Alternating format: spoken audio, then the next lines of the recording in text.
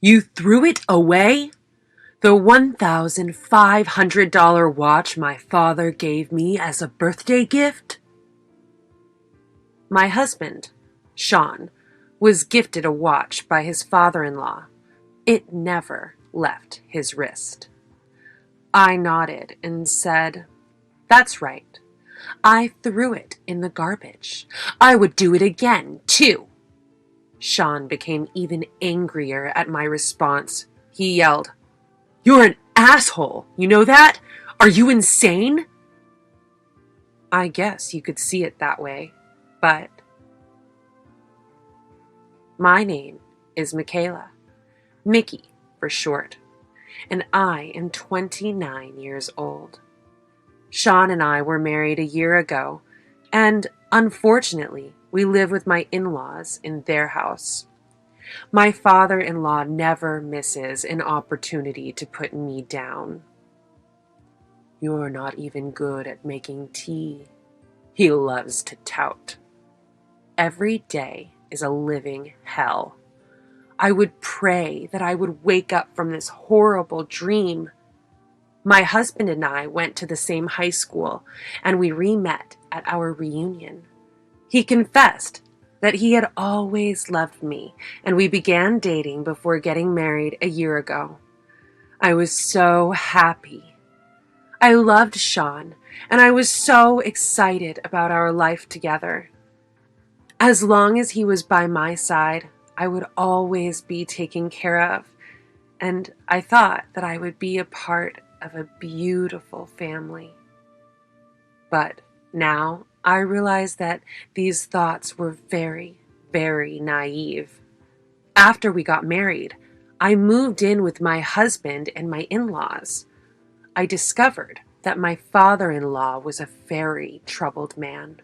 He was very old-fashioned, a misogynistic man, the type of man who would never dream of making his own tea.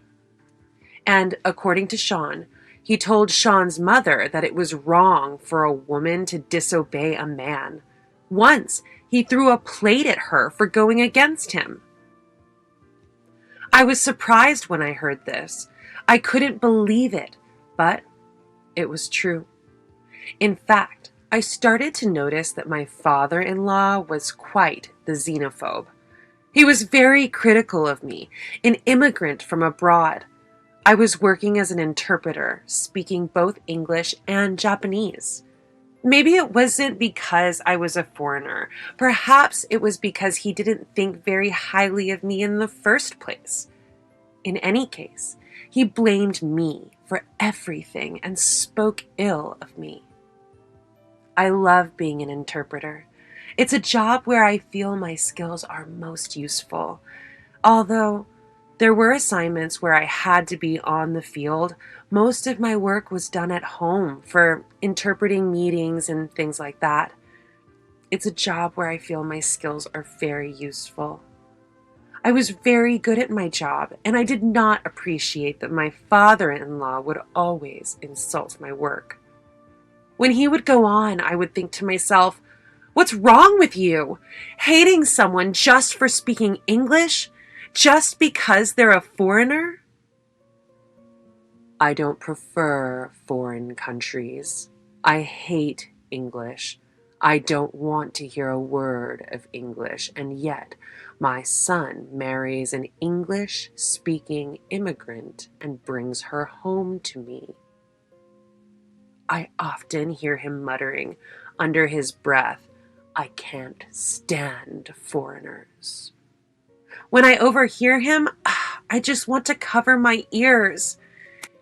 He thinks that because I'm from a foreign country, I won't be good at tea ceremony or cooking a proper meal.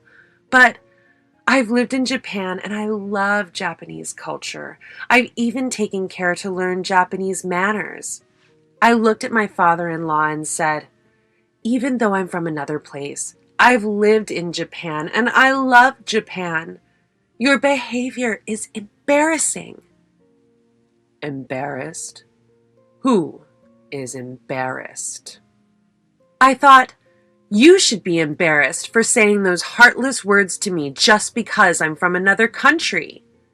But even though I was annoyed by my father-in-law's words, I kept my mouth shut. I thought that even though he said such horrible things, he was Sean's father and I should just put up with it. At first I thought, just because he hates me now doesn't mean he won't learn to like me over time, even though he can't even look at me without a scowl on his face or even try to get to know me because of his prejudice. His words were so sarcastic and hurtful to me every day. I'm going to teach you to be Japanese the right way. He gives me jobs to do around the house. There was cleaning, like laundry, but I also had to rub his shoulders. It made me very sad to think that my father-in-law manipulated us to move in with them because he secretly wanted to make me miserable. At least, that's what it seemed like. I knew that I would never be able to understand him. Although my mother-in-law apologizes for him, she knows she can't say anything to him. I feel sorry for her, and I hated him for thinking he could control other people and make them suffer. I hated my father-in-law for being like this. There were times when I wanted to tell Sean the truth about his parents, but he was very busy with work and he was traveling a lot. I couldn't talk to him about it because I didn't want to worry him. Hey, it's time to make lunch. Hurry up. Since I work from home, I was often at home all day. My job doesn't just let me take breaks whenever I want. The meetings I interpret can go on forever, and it's hard to take a break at a certain time. I wanted to have a late lunch alone. That was my favorite. But my father-in-law had other ideas. Hurry up. He didn't care that I hadn't finished work yet. My father-in-law kept calling for me to hurry up. I have to work, so I want to eat lunch on my own time, I tried to explain to my father-in-law one time. This English-speaking job is not good for you. Don't you know it's customary to follow your in-laws' wishes? This is common sense. This is why immigrants are so annoying. They don't know such things, he said coldly. My father-in-law's words were so unreasonable, and it tortured me. He wanted me to cook lunch right then and enjoyed making things difficult for me. The most stressful thing for me was that he made it impossible for me to concentrate on my work. After that, my father-in-law's behavior toward me escalated further. He ordered me to clean the room every morning and made unreasonable rules, such as not getting up from my seat for lunch until everyone had finished eating. They would also come into my room and interrupt me when I was working. I don't want to hear English, I was once yelled at in front of my room. It was hard for me. Why do I have to go to this extreme? I had reached the end of my patience with my father-in-law's words and actions when they interfered with my work. If I didn't do something about it, I would lose my important job. And my heart was in shreds from the daily swipes he would take at my mother-in-law. I can't do this anymore. I was so happy to be married to Sean, whom I love. I thought that if I could stay by Sean's side, I would be fine even if things got bad. But, like I said, I was naive.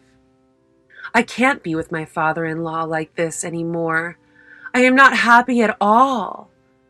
Tears welled up in my eyes because it was so painful. That night, I decided to talk to Sean about it, and I began crying. When I told him everything that my father-in-law had done to me, he was absolutely mortified. He apologized to me several times. I'm so sorry I didn't realize. I swore I would make you happy, Mickey. Sean confronted my in-laws about my suffering, and they were angry with me. Then, he made me a proposal. "Mickey, let's move out. We don't have to live with my parents. Let's buy an apartment and live together." "Are you sure?" "Of course. I think it is the best thing for the two of us from now on." I was really happy. I felt like I had seen the light in the darkness. I felt reassured, and I was happy to have married this man. So, Sean and I moved out of the house. After we moved out, I never saw my in-laws again, and since Sean gave my father-in-law a hard time for how he treated me, he didn't do anything to me anymore. Life had returned to normal. I was soaking in the happiness of being able to spend my time freely and concentrate on my work every day. I realized that I had taken for granted the happiest thing in my life. 1 year later, I became pregnant. Sean was happy. He was full of happiness. Mom and Dad seem happy too. Sean seemed to have told my in-laws about my pregnancy. "Well, that's great." Even though I smiled outwardly that my in-laws were happy, my heart sank. It had been a year since that hellish day, and yet I still felt so bad when I remembered what my father-in-law had done to me. "Just because we're having a baby doesn't mean you have to see my parents. I don't want to do anything that will make you feel bad.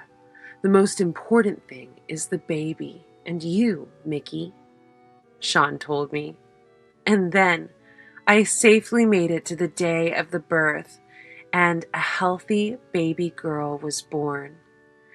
I cried as she squeezed my hand with her tiny hands, and she loved me so much. It was as if all of the pain I had been going through was nothing. "You know," Sean asked me with an expression that made it difficult for me to say anything, "can I let my parents see her alone?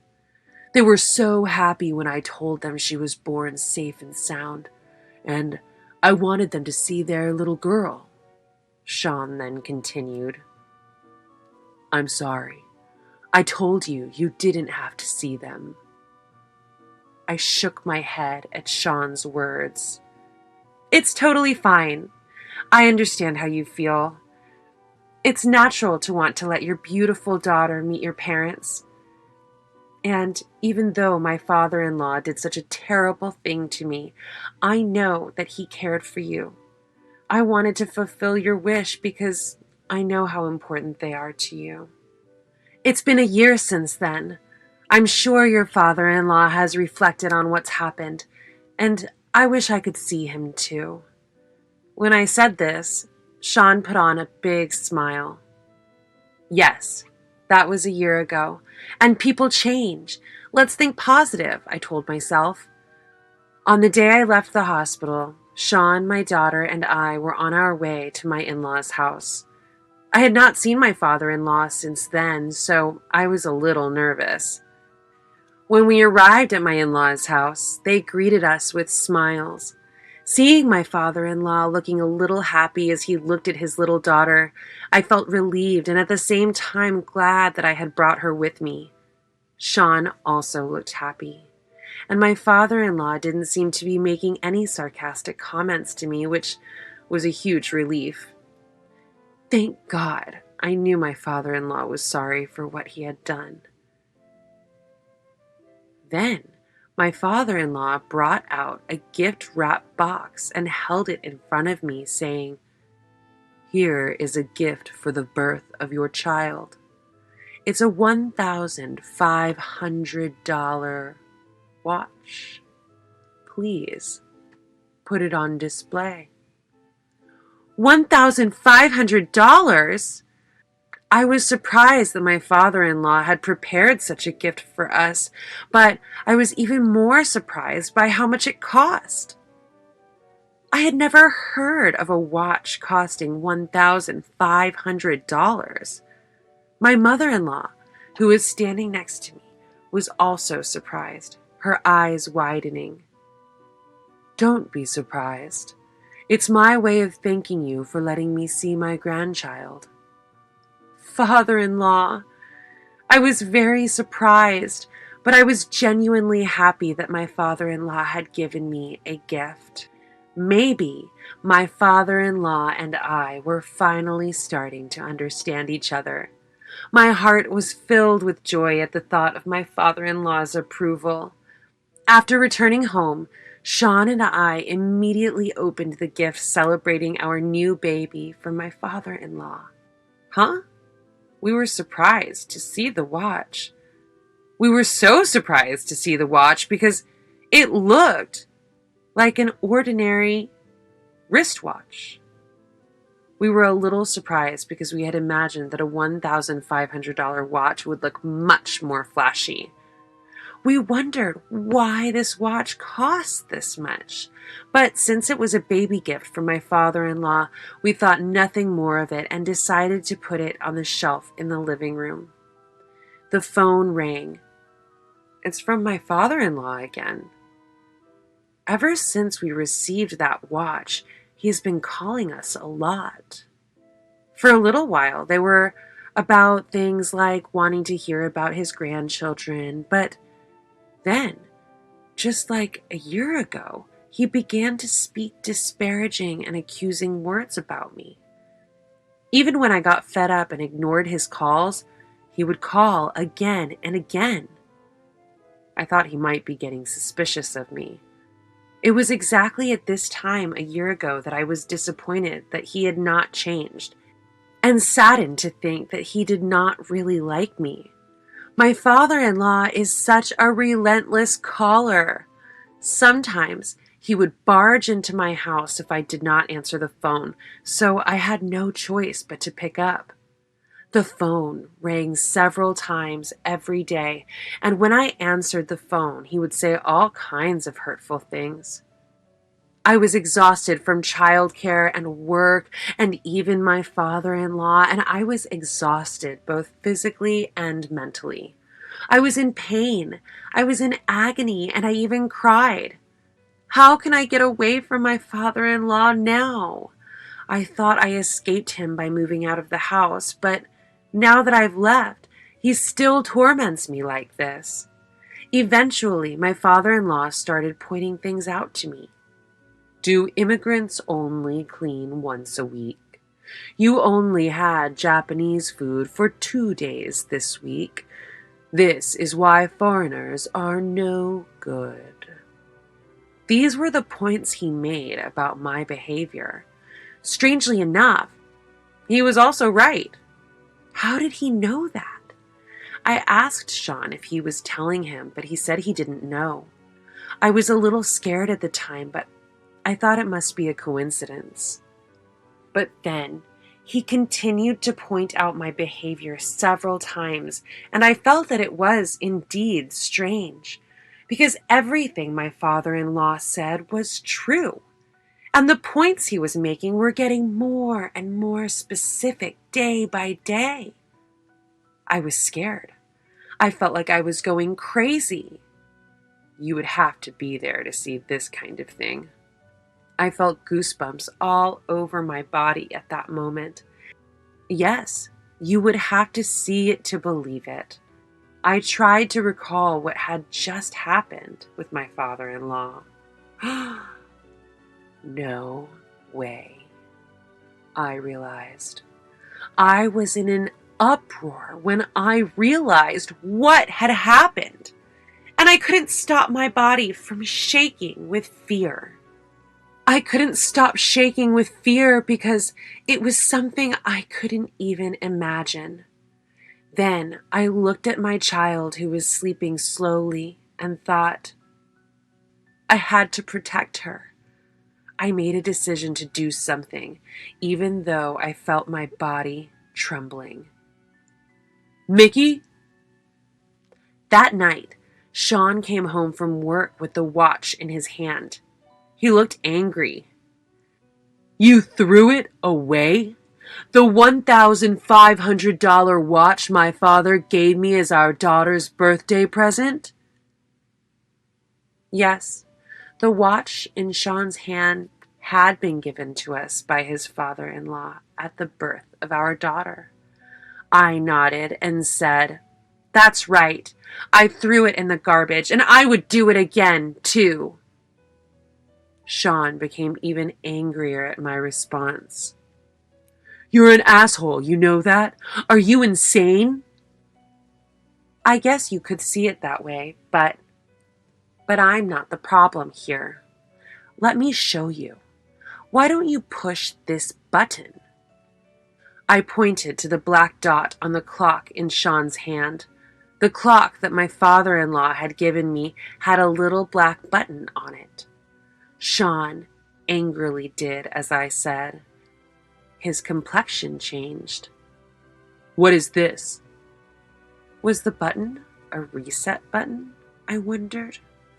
We had never looked at it closely before. It's not a button? No, it's not a button. Take a closer look.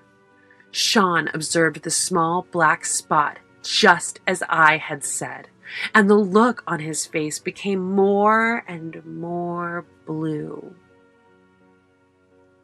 Camera. Sean was absolutely lost in thought. Yes, there was a hidden camera attached to the watch. He had to look closely to see it, so he hadn't noticed it until now. He had been watching us with that camera for a long time. Oh, no! The reason my father-in-law knew my every move in detail and even knew exactly what was on the menu for dinner was because he had been watching me the whole time. I was horrified with him for doing this. I had a professional take a look. I even had it debugged. It was all your father-in-law's work. For a while, Sean froze in shock at my words, but soon his eyes became determined to do something. Mickey, I'm really, really sorry. I'm sorry I put you through this again. I'll never forgive you, Dad. The next day, Sean and I left our daughter with my parents and headed for my in-laws' house. As soon as we arrived, Sean went to my father-in-law, put the clock in front of him, and said, Dad, why do you think we're here? You do know why, don't you? Sean's eyes were filled with anger. My father-in-law's face scrunched up a little at the sight of Sean's temper. What are you talking about? He said in a blank voice. What are you talking about? You're crazy to give her a wristwatch with a hidden camera and a wiretap on it. But my father-in-law insisted. I don't know. Oh, yeah? So that's why it cost $1,500, but I had no idea. My father-in-law would never admit it. I could feel my anger rising at my father-in-law's refusal to admit it. Do you have any proof? Any evidence that I did it? My father-in-law grins at me. I'm sorry you have no proof, but I'm going to have to ask you to pay the price for my breaking heart. You're the one who's going to pay that fee. My mother-in-law, who had never said anything to me before, interjected. Because I am divorcing you. What? What are you talking about? He was a little upset, but he didn't seem to take it seriously. That's just as well, because until now, my mother-in-law had never disobeyed my father-in-law in any way. I told my mother in advance what my father had done, Sean said. After Sean told me, I had a look at your room. What?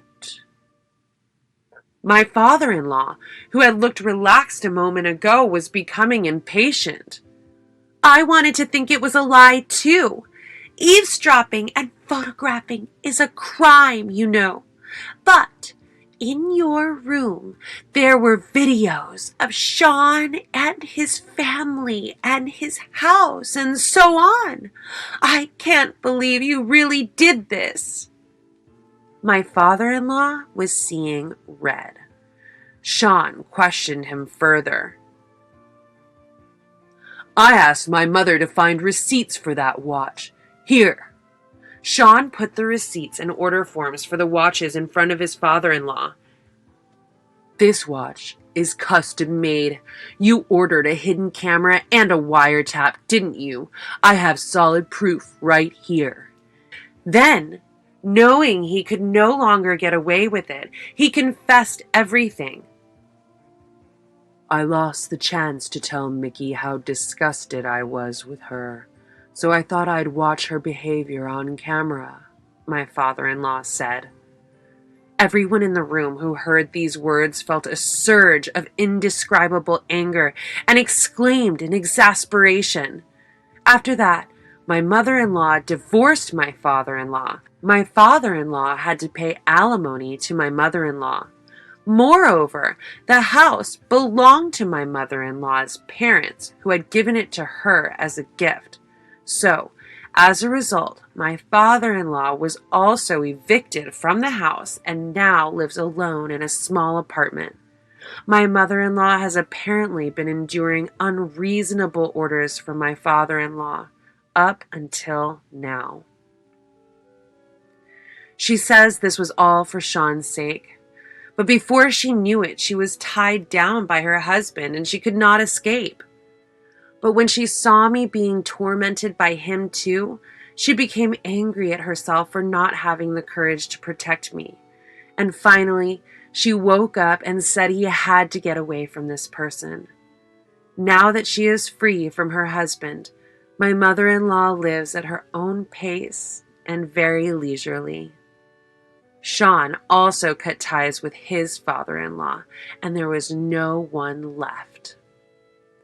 I live very happily with my husband, Sean, and our daughter.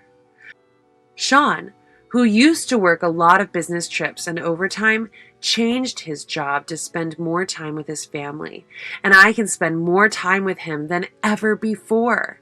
And since the incident with my father-in-law, we have been able to talk to each other about any problems, big or small. And I think our relationship as a couple has grown even deeper. I am happier now than I ever have been. Happiness comes in different forms for different people, but I want to cherish my own happiness. It is wrong to sacrifice oneself for the sake of someone else's happiness. Get out of our new home. Why? This was totally different from our previous conversations. As I asked with confusion, my husband uttered more words that surprised and hurt me. What are you playing dumb for? You're the one at fault, right? I want to cherish my family. It's because you've been harassing Mom and my sister-in-law, Anne, isn't it? I didn't do anything like that. I just stared at my furiously angry husband in disbelief. I'm Darlene, currently 29 years old. I have a husband named Carlisle, who is 6 years older than me. I've always been good at studying, and I put my natural serious to good use in planning my way through college and job hunting. Thanks to that, I work at a major pharmaceutical company. I met Carlisle through a friend's introduction. Her husband worked at the same place as Carlisle, and that's how I was introduced. At that time, I was completely immersed in my work, putting love on the back burner. I found work more enjoyable than studying, and felt a sense of fulfillment from it. Worried about my distance from marriage, my friend was concerned. Unlike the shy me, Carlisle was bright and sociable. Thinking we could complement each other well, we decided to get married. When it came to living together, both Carlisle and I, having above-average incomes, decided to keep our finances separate except for shared expenses. Both the wedding and our married life started off smoothly, but there was one problem. It was my relationship with my mother-in-law, Iris. To put it bluntly, Iris disliked me. A woman working so much is indecent. I can't believe you keep separate finances as a married couple. She would constantly nag and complain about my job or our marriage, even about where we lived or the wedding. Isn't that a bit too luxurious? Things were different in my time. She would find reasons to berate me, making my already busy life even more exhausting.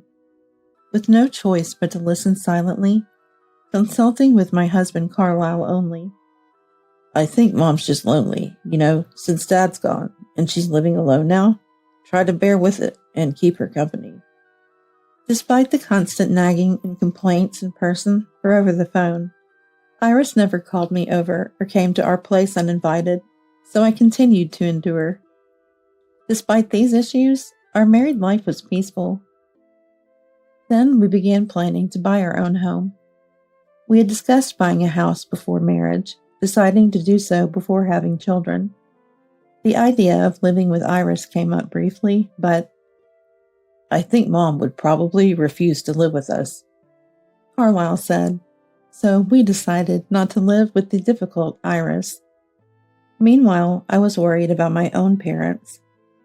Carlisle, if it's okay to live separately from Iris, can my parents live with us? My mom isn't very strong, and Dad's getting old, so I'm worried. It would be great if they could live with us so I can help them anytime. When I asked, Carlisle agreed. I think that's a good idea. We were planning to buy a bigger house anyway. Invite them over when the house is ready. I was a bit concerned about his distracted manner, but happy he agreed without further questions. My parents were thrilled when I told them about the living arrangement. Just in case, my husband informed Iris that my parents would be living with us in the new home. Immediately after, Iris contacted me. You're really selfish, deciding to live with your parents without consulting me. I'm sorry, we did consider living with you. That's enough. I refuse to live with a daughter-in-law like you.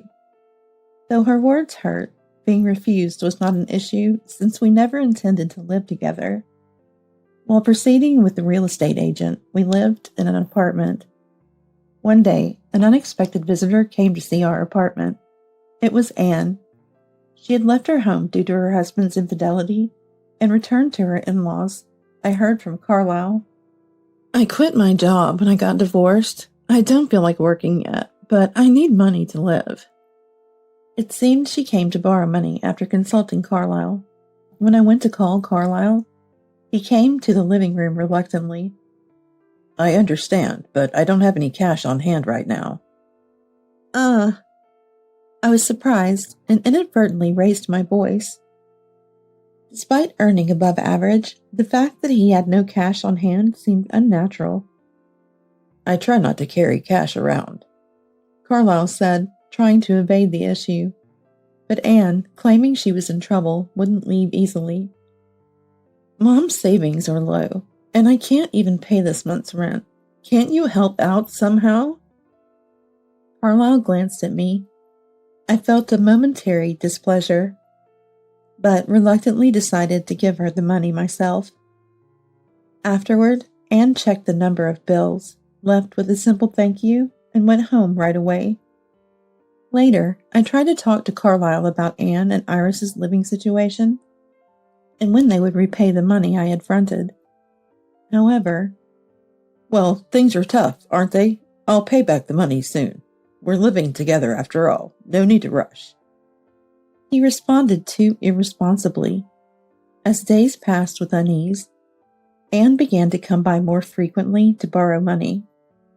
And unlike at first, she started demanding money directly from me, not through Carlisle. Perhaps it was a mistake to have given her money the first time. Maybe she got too comfortable with the arrangement. It was difficult to keep giving money as our own household budget was tight.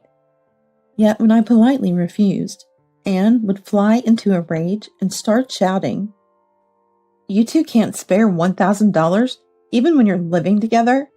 I'm unemployed and struggling here. Aren't I part of the family too? It wouldn't hurt you to help out a little." Even so, I apologized and insisted it was difficult asking her to leave for now. Then she quickly returned, this time with Iris. "You're being too selfish. Carlisle's sister is your sister too. It's cruel to ignore a family struggling to make ends meet." "That's right. Do you want us to starve to death? Maybe we shouldn't have allowed this marriage. It's too pitiful for us." They accused, barging into the house and rummaging through drawers. "This is where you keep the money, right?" "Please wait. This is troubling," I protested, but they took the envelope of living expenses I had stored without listening. If such incidents continued, it would ruin our lives. I watched them leave in dismay, feeling a chill of fear. That night, even when I shared my fears and anxiety with Carlisle, "It's tough for them, so it can't be helped," he dismissively said. "You're my wife, right? Just like Mom says, we're family. Just handle it. Well, I'm too tired to deal with this," he said before going to sleep alone. Carlisle worked at an advertising agency, and indeed he seemed busy lately. With nightly overtime, weekend work, and frequent business trips, he might not have had the mental space to deal. However, it was troubling that he wouldn't listen to me when I was struggling with family issues. With our new home being built and family relations like this, I wondered if we could really manage well in the future. I already harbored significant anxiety about our long-term marriage.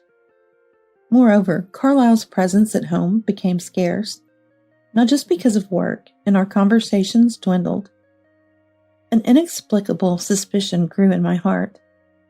Sleepless nights continued for a while. To avoid further theft, I made sure not to meet Anne and Iris, avoiding them on days they might visit and dodging phone and email conversations. Thanks to these efforts, I managed not to give them any more money. Despite receiving daily emails filled with sarcasm and insults, by intentionally staying away, I managed to avoid direct encounters and financial demands. The home construction progressed smoothly, and a few months later, the house was completely as planned, with both floors equipped with bathrooms and toilets. Considering a 2-generation living setup and a spacious, bright kitchen, the house was perfect for household chores. We planned to call my parents over after settling in, but just when we were ready to invite my parents, Carlisle dropped a shocking statement.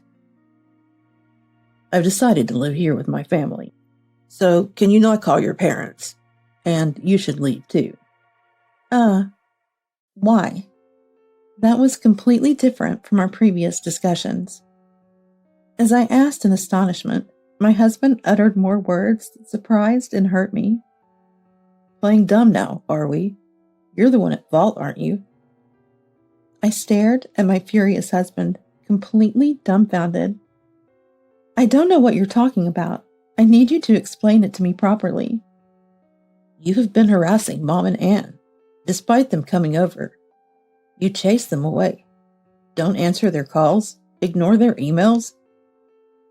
Of course, I have no recollection of ever harassing anyone.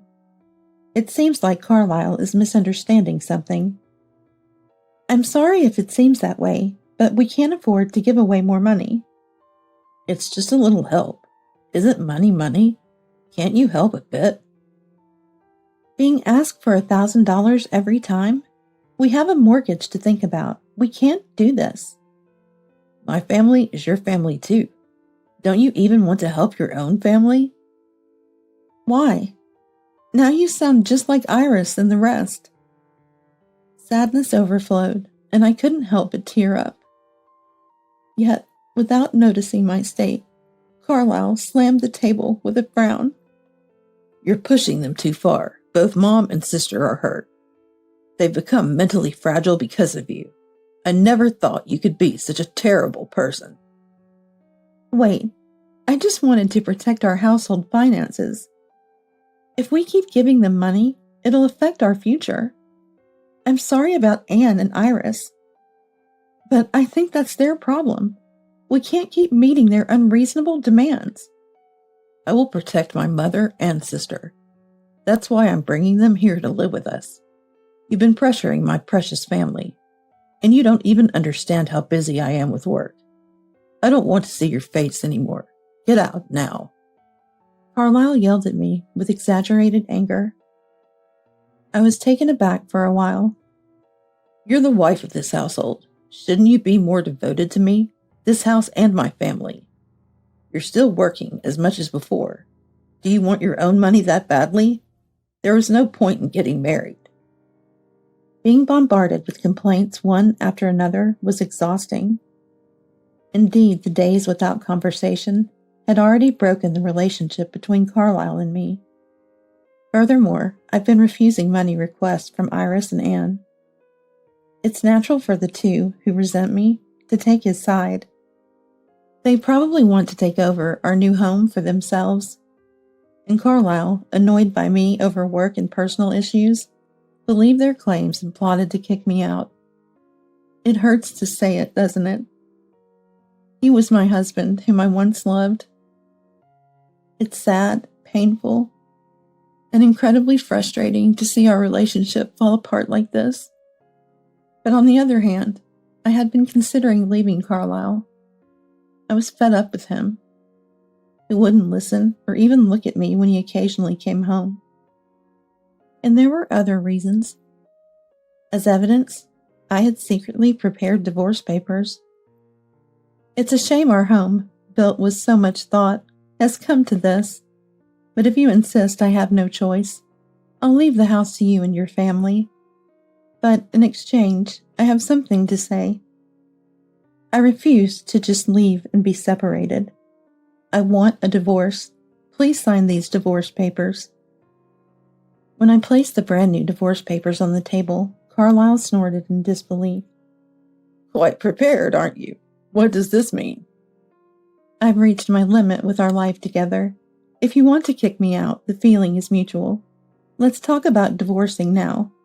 This was unexpected for me, so make sure nothing like this happens again. I'll be recording our conversation from here on. Carlisle reluctantly agreed, his face twisted with dissatisfaction. That night, we settled the discussions related to our divorce. Since we kept our finances separate, there was no distribution of property. The house was originally bought under Carlisle's name, so he would continue paying the mortgage. After everything was settled, Carlisle signed the divorce papers. I quickly packed my bags, took the divorce papers, and left the house. On the doorstep, I suddenly asked Carlisle something that concerned me. Hey, about what we decided earlier. You're going to be unemployed soon, right? Can you really afford the mortgage? I expected him to get angry or make excuses. But Carlisle avoided my gaze and gave a foolish response. What are you talking about? His attempt to feign ignorance only deepened my disillusionment. Yes, I knew. Carlisle was about to be fired from the advertising agency where he worked. Despite his predicament, he feigned ignorance. His feigned ignorance made me go beyond anger to sheer disbelief. Dealing with his family became unbearable. But to me, he's already someone else. No more involvement. Let him do as he pleases. After all, I've already looked into his actions and taken steps ahead of time. Then I took my belongings and went back to my parents' house to start a new life. My parents were sad about my divorce, but accepted me warmly when I expressed my desire to support Dad and Mom. A calm life of commuting to work from my parents' house began. Then something happened. One day after work, I checked my phone, and saw a ton of missed calls from Carlisle. Now my ex-husband, almost a stranger. What could he possibly want? But I had an idea. I didn't plan to call back, but since he called again when I was home, I reluctantly answered. Darlene, don't you ignore my calls. I was at work, couldn't help it, so what do you want? I can't pay the mortgage. If this continues, I'll lose the house. Is that so? And? I responded indifferently, though I thought to myself, serves you right. That's what I said. Are you okay being unemployed? The bank contacted me. Mom and sister are ignoring it. I was deceived by them. His story was falling apart. I was fed up and had no words to return. Carlisle was a manager at an advertising agency, and I knew there were issues with his work attitude. His inappropriate behavior towards a female employee was problematic. He inquired persistently about her personal life and relationships, and made excessive physical contact in secret. Unable to bear it, the woman consulted her superiors. The issue spread quickly, and he was repeatedly warned. Even though we were divorced, it was truly embarrassing as his ex-wife. A friend who introduced Carlisle to me, and who works at the same company, knew about this and had advised him. Didn't he feel the risk of getting caught by me? Yet, he couldn't stop his behavior. Meanwhile, the company was promoting a better work environment for women, and Carlisle's actions were seriously questioned. He thought he was hiding it, but it seems he wasn't careful enough. Eventually, after several meetings, and due to his egregious behavior, he was fired. I heard about this process from a friend. The day after we separated, Carlisle was officially notified of his dismissal. On the day we decided on divorce, he gave a foolish response when mentioned about being unemployed, probably unable to accept the reality of his firing, and wanted to brush it off. I wouldn't sympathize, but honestly, I felt pity for him. There's nothing I can do about that. We're divorced now. Your mortgage is your problem. Even if we're divorced, you're still my ex-wife. What's with that attitude? I don't want to hear it from someone who's been fired. You think I didn't know? So you knew. I thought you said something weird at that time. Yes, I heard about it, so that's that. There was no point in continuing the conversation with Carlisle. I wanted to end the call quickly, but from the other end, he kept holding on. Wait, I want to cancel the divorce. Let's remarry. No way. Why should I remarry you after everything, even losing the house? Mom and sister are just selfish. I'll kick them out. And Darlene, you're misunderstanding something. Misunderstanding what? You wouldn't even listen. You weren't around, and then I found out you were cheating too. I could never marry someone like that again. That's not true. It's a misunderstanding. How could it be a misunderstanding? Didn't the lawyer tell you? I was the one who sent the lawyer to Carlisle. The investigation I had been conducting was about this. When Carlisle started working late and going on business trips more frequently, becoming distant from the family, I felt lonely and suspicious of his private life, so I secretly hired a detective. The results were damning. While I was being accused of harassment, he was out on late-night dates and trips with another woman. While I was troubled and hurt over his family, he was happily spending time with another woman. When I found out, the realization hit me, and I spent the whole night crying out of anger and helplessness. The unbearable relationship led me to bring up divorce. Right before the divorce, I consulted a lawyer with some evidence. I was claiming alimony for his infidelity. That's a setup, obviously. You just want the house back, right? What else are you dissatisfied with? Now you say that. The evidence I left with the lawyer clearly shows your infidelity. I'm telling you, it's not. Should I show more evidence then? There are more proofs of your cheating besides what I gave to the lawyer. Why won't you believe me? Because it's the truth. I couldn't help raising my voice, utterly sick of my ex-husband's foolish claims of innocence. Look, I really can't afford the house loan, and I'm in trouble. Marry me again and come back home. No way. Please, you're still working, right?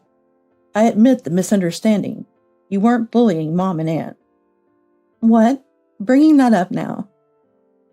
After all his complaining about me continuing to work and falsely accusing me of attacking Iris and Anne, he dares to say this now. Divorced and unemployed, Anne must have been asking for money. When you refused to protect our finances, even Mom joined in blaming you. Yes, but realizing it now is too late. I wanted you to understand back then. Who was enjoying time with his affair while I suffered because of those two? My bad. I admit it. Isn't that enough? Unfortunately, I can no longer trust you. My disgust for my ex-husband trying to worm his way back only grew. I was desperate to end the call. Please, I can't pay the loan without you. So you want to get back together for the money? Unbelievable. And you know what? It's not just the affair. I know why you were fired. Harassing a girl at work? And you didn't stop, even after warnings from your boss? I'm so disappointed in you. That's a misunderstanding. I would never do such a thing. That's why, even without you saying anything about the house, with all that's happened, I would have suggested divorce just the same. After saying that, Carlisle finally fell silent. He must be feeling frustrated, finding no words to say. I ended the call right there and blocked him. Since then, I've been living with my beloved parents, working hard as usual. There were days when Carlisle's affair and the issues with Iris and Anne made it hard to focus on work, but I love my job and continued to excel and achieve. I was even recognized and promoted by my boss. I heard about Carlisle's subsequent life through Dad. Apparently, unable to stay unemployed, he tried to find a new job, but his dismissal from the previous job hindered his efforts, and he couldn't get hired anywhere. Now he's living on a low-wage part-time job, barely making ends meet. Without the ability to pay for a single-family home loan, Iris and Anne also had to start working part-time. Their plan to take over the house for free completely fell apart, and they must be tasting bitterness now. And Carlisle's savings had significantly decreased. He had apparently spent a lot on his affair partner. On top of the house loan, there's also the alimony payment to me. Furthermore, he's being sued by the female employee he harassed, and paying her compensation drained his already scant savings. Now struggling to keep the house without letting it go, the three of them must be working frantically on minimum wage. I can almost see them exhausted from being overworked, and particularly Anne, who was desperate to borrow money from me, had told me in the past about being divorced due to her husband's affair, but it turned out she was the one who had the affair, which led to her divorce when it was discovered. She had to pay alimony to her husband, resulting in her debt. She probably intended to use the money taken from me to cover that repayment. Honestly, what a mess with these siblings. I regret getting involved with such a foolish family, but am glad I divorced and cut ties quickly. Several years later, this will finalize the contract. I thanked the real estate agent, planning my second home with my parents. A dream home more comfortable than the previous one, for us to live together. Thank you. This house is much nicer than the previous one. I'm glad we discussed this together. It's unfortunate about the marriage. But it's okay. I've forgotten about that fool. Mom, Dad, you're what's most important to me. Hearing me say this, my parents smiled happily. I'm starting a peaceful and happy life with my supportive parents. I'm very much looking forward to our new home being built.